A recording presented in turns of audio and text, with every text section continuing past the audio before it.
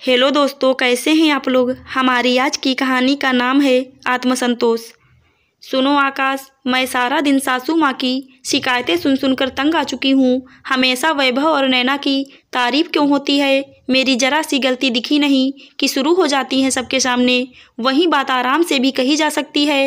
नैना मुझसे छोटी है, फिर भी उसके सामने मुझे डांटने का कोई मौका नहीं चूकती। जबकि नैना को डांटते मैंने उनको कभी नहीं देखा। क्या इतने सालों में कभी उसने कोई गलती नहीं की होगी। क्या गलतियां सिर्फ मुझसे होती हैं। उनका ध्यान मैं रखती हूँ, सारे काम मैं करती हूँ, पर नैना की चिकनी चुपड़ी बातें ही उनके लिए सब कुछ हैं। घर की जिम्मेदारियां संभालने वाला उनके लिए शायद कोई महत्व नहीं रखता।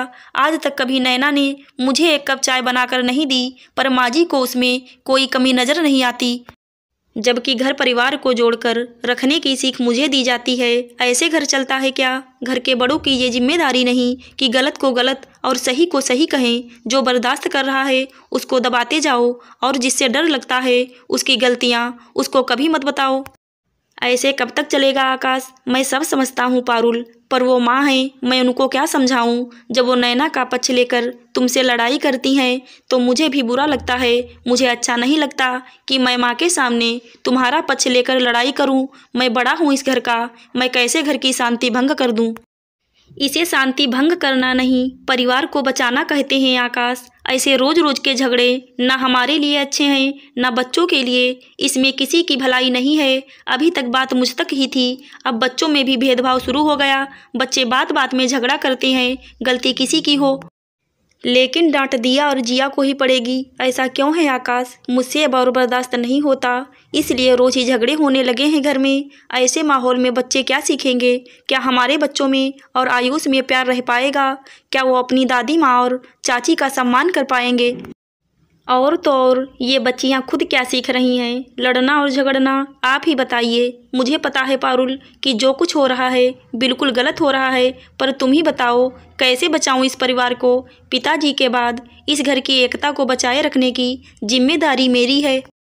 मैं चाहता हूँ कि सब मिलजुल कर रहें, पर नैना के आने के बाद माँ का व्यवहार काफ़ी बदल गया है। ये तो मैं भी देख रहा हूँ। तुम एक काम क्यों नहीं करती। इन सबको इग्नोर करना शुरू करो और अपने और बच्चों के विकास पर ध्यान देना शुरू करो।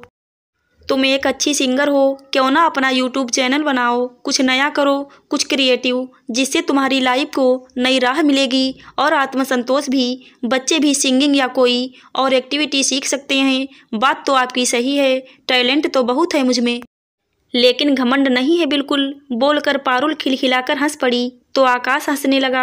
अच्छा आकाश, मैं कोशिश करती हूँ। मेरे मन में भी बड़े दिनों से ये इच्छा थी कि मैं भी कुछ करूँ। शादी से पहले जो मेहनत पढ़ाई और संगीत सीखने में की है वो बेकार ना जाए, वरना इन्हीं लड़ाई झगड़ों में जीवन फंस कर रह जाएगा। बच्चे भी समझदार हो गए हैं, अब तो टाइम भी मिल जाएगा। सुबह जब पारुल उठी तो अपने अंदर एक नए उत्साह का अनुभव कर रही थी। कितना समय बीत गया, अपने ऊपर ध्यान ही नहीं दिया।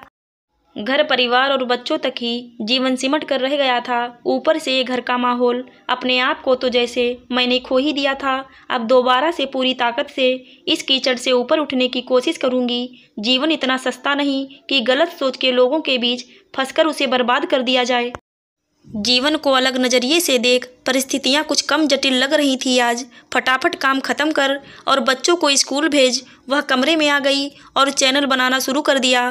पहला वीडियो डालते ही बहुत अच्छी प्रतिक्रियाएं आने लगीं। इतने दिनों बाद कुछ नया करके वह बहुत खुश थी। धीरे धीरे पारुल में अंदर से बदलाव आना शुरू हो गया।